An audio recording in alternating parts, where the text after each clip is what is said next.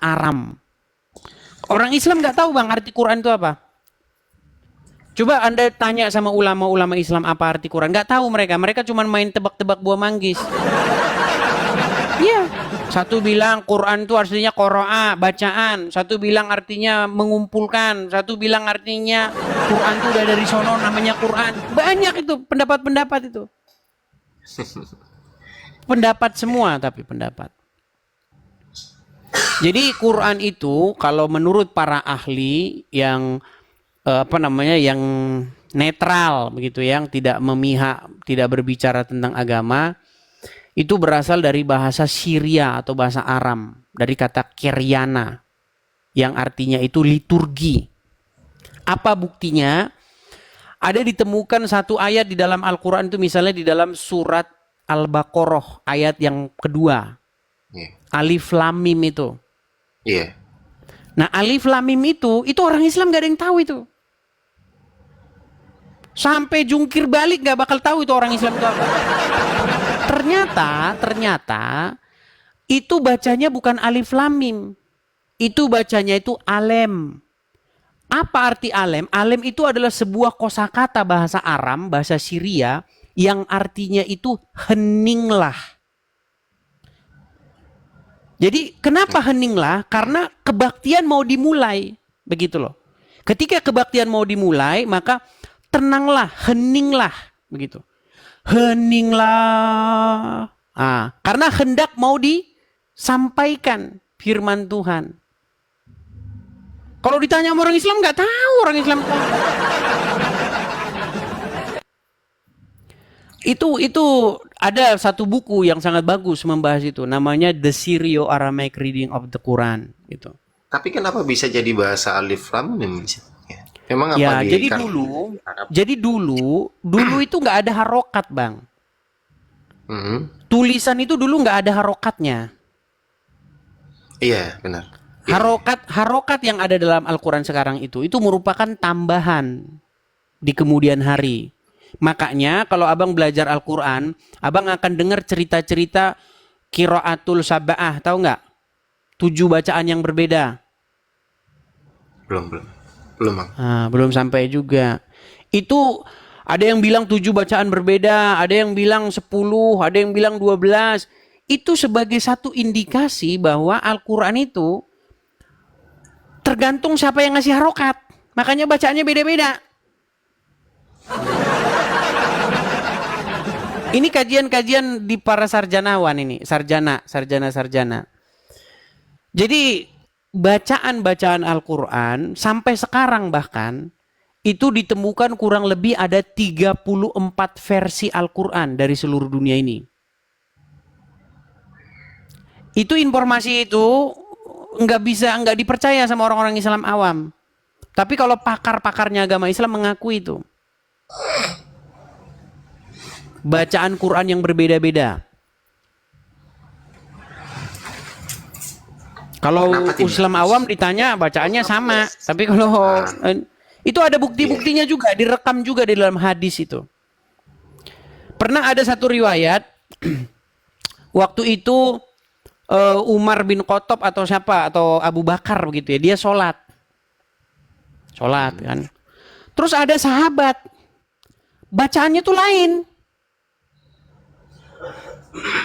Nah, hampir saja kerah bajunya itu diseret sama Umar bin Khattab karena bacaannya beda. Tapi karena lagi sholat ditahan-tahan sama dia. Nah, setelah selesai sholat didamprat itu sama Umar. Ternyata orang itu ngomong, saya begini, saya mendengar bacaan dari Nabi. Enggak, saya dengarnya begini. Lalu datanglah Muhammad. Memang begitulah Quran diturunkan. Ada itu riwayat itu. Bacaan yang berbeda-beda. Makanya ada 7 bacaan Quran gitu. Itu sebenarnya satu indikasi bahwa Quran versi mentahnya itu memang nggak ada harokat. Makanya sebenarnya kata jahanam dengan jahim itu, kan ada jahanam, ada jahim. Ya, itu sebenarnya cuman orang salah ngasih harokat itu. Sebenarnya sama itu. Yang jahim itu versi salahnya. Versi benernya jahanam. Sadis ya itu. Jahanam itu sebenarnya diambil dari bahasa Yunani, dari kata Gehinom. Sebenarnya bahasa Yunani juga ngambil dari bahasa Ibrani. Jadi ada satu lembah. Lembah itu bahasa Ibraninya itu lembah bahasa Ibraninya itu Gay. Gay. Nah, Iya. Gay Ben Hinom dalam bahasa Ibraninya. Ini kita bicara teknis akademis ya. Kalau kayak begini nanti kalian nggak nyampe nih.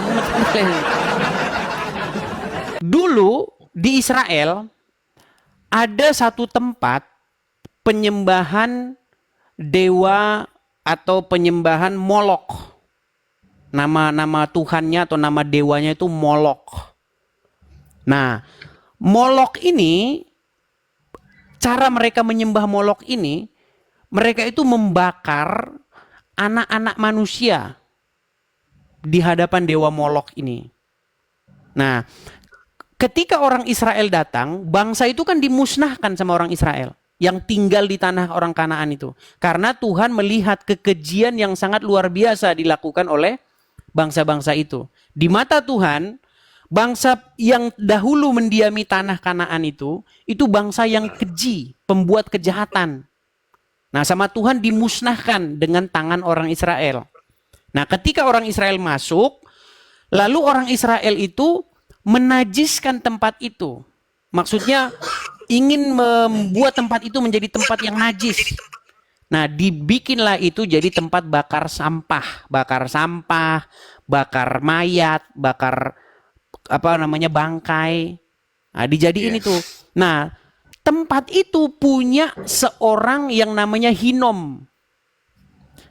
Yang punya kebun itu atau tanah itu namanya Hinom. Makanya dinamakan lembah anaknya Hinom. Geh Ben Hinom bahasa Ibraninya. Lalu itu diserap ke dalam bahasa Yunani jadi Gehinom. Nah, dicolong sama Al-Quran jadi Jahanam. Kalau orang Islam cerita ngedongeng. Kalau orang Islam ngedongeng. Jahanam itu ada 7 tahapan. Tahap yang pertama ada Jahim, ada Jahan yang paling dalam namanya Jahanam. Padahal nggak usah ngehalu, tempatnya sana. Kamu beli tiket pesawat, pergi ke Yordan, tembus ke Israel. Kalian lihat langsung tempatnya di situ. Itu tempatnya di situ. Jahanam tuh di situ. Tempat pembakaran sampah dan tempat penghukuman atau pembuangan mayat-mayat yang dihukum mati. Nah, Tuhan Yesus menggunakan tempat itu sebagai sebuah analogi penghukuman. Oke. Gitu loh.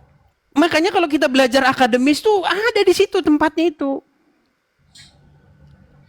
Kemudian ada di dalam Bible satu ayat yang mengatakan disitulah ulatnya dan ininya tidak mati-mati. Tapi ternyata itu ayat tambahan. Itu ayat tambahan dalam Bible itu. Itu kenapa bisa ditambahkan gitu Bang Edi? Dalam Ya, arti jadi kalau kita bicara akademis ya, memang Bible ketika dia disalin ulang, disadur ulang, kadang-kadang ada ayat-ayat yang ditambahkan oleh penulis sendiri. Oke. Dan itu kalau Kristen mengakui yang kayak begitu diakui. Tuh, makanya kalau ada pendeta yang ngaku-ngaku melihat ada itu ayat tambahan. Itu aja. Karena ada pendeta yang ngaku-ngaku ada ulatnya tidak mati-mati begitu. Kalau menurut Bang Edi sendiri, tambahan itu sesuatu hal yang biasa atau yang Enggak, itu tidak mengubah sama sekali iman kekristenan. Pondasi dasar kekristenan itu tidak berubah sama sekali. Tetap inti dasar kekristenan itu tidak berubah, tetap benar gitu. Kristen itu tetap benar. Walaupun ada ketika Bible itu disalin ada kata-kata yang berikutnya ada. Makanya kita gunakan yang namanya ilmu hermeneutika atau ilmu perbandingan naskah. Jadi naskah yang sekarang kita bandingkan dengan naskah yang terawal gitu. Cara mengujinya begitu. Jadi nanti kita akan dapatkan mana ayat-ayat yang dia orisinil. Gitu. Jadi Dan itu tetap nggak masih masalah. ada. Itu di dalam kajian-kajian ada. Kristen kalau sekolah teologi itu dibahas. Itu nggak apa-apa dalam Kristen itu biasa kayak begitu. Oke. Siap. Gitu. Tapi intinya kekristenan itu tetap benar, Bang. Artinya kekristenan itu tetap sesuatu iman yang dapat dipercaya. Maksudnya iman yang benar, pengajaran yang benar gitu. Karena saya udah pelajari, Bang, banyak agama saya pelajari, saya baca Bible Quran saya baca. Oke. Kesimpulannya tetap seperti itu, enggak langsung Islam jadi benar. Kan banyak orang menggunakan ini loh, Bible nih berubah, ada Iya. tambahannya, nih berarti Islam benar. Nah, itu kesimpulan yang goblok. Gitu. Ya memang kita harus bisa memahami semua dalam arti nggak hanya Al-Quran, semua kita harus bisa pahami. Dari segi iman gitu, kita bisa tahu gitu loh perjalanan yang sesungguhnya itu seperti apa sih, asal usulnya. Iya, makanya kita itu gini, Bang. Artinya gini, kalau kita sungguh-sungguh mau menghabiskan waktu kita, mendedikasikan diri kita mempelajari sesuatu, kita akan dapat jawaban. Sesuai apa yang tertulis di dalam Bible, firman Tuhan berkata, barang siapa yang mencari, dia akan mendapatkan. Barang siapa yang mengetuk, pintu akan dibukakan. Carilah aku, maka kamu akan menemukan aku. Gitu. Iya. Benar, bahasa kejarlah daku, temukanlah aku, jika kau sudah temukanku. Barang siapa yang menanyakan aku dengan sungguh-sungguh itu. Iya. Seperti itu, Bang. Siap. Ya sama, Bang, sampai sekarang juga sama. Saya juga seperti itu. Setiap orang juga ada perjalanan kerohaniannya kan. Ya benar Bang Edis. Iya. Kalau saya berharap ya kadang-kadang saya dalam renungan saya gitu, dalam kesendirian saya merenung gitu. Coba saya itu punya satu keinginan saya. Coba Tuhan, coba berbicaralah kepada saya dalam mimpi. Tapi sampai sekarang belum pernah. Kenapa Itu kok bisa keinginan nggak- saya. nggak- Coba Tuhan berbicara kepada saya dalam mimpi. Tapi belum pernah kesampaian sampai sekarang. Tapi sudah kesampaian sih kalau menurut saya Bang Edis.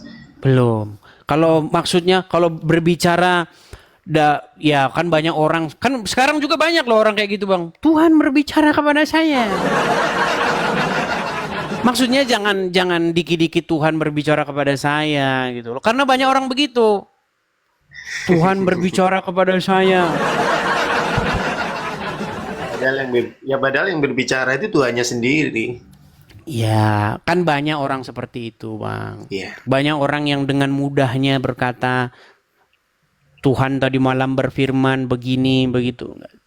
Ya kita harus hati-hati lah, begitu. Siap. Nah, siap Bang Edis. Oke. Oke, Terima gitu kasih ya. Bang Edis ya. Sama-sama, Bang. Edukasinya, makasih. Tumben ini nggak putus ini, biasanya sudah macet-macet nih biasanya. Ya berarti diizinkan lebih untuk ngobrol sama Bang